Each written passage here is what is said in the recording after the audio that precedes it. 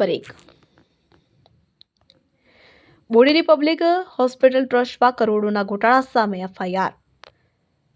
Bodeli Dhokaliya public hospital ટ્રસ્ટમાં મૃતક તેમજ વિદેશમાં રહેલા ટ્રસ્ટીઓના નામે ખોટા ઠરાવો અને ખોટી સહીઓ કરીને મોટા પાયે નાણાકીય ગેરવહીવટ કર્યાના ગંભીર આક્ષેપ સામે ચકચાર મચી છે।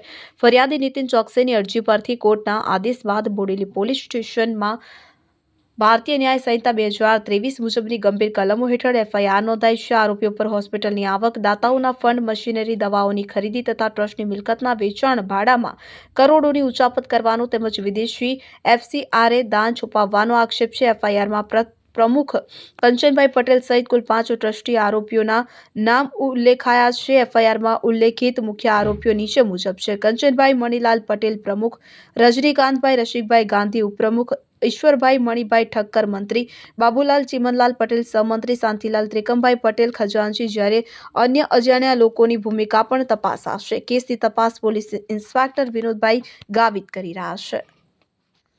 અશોક ઠક્કર, બોડેલી।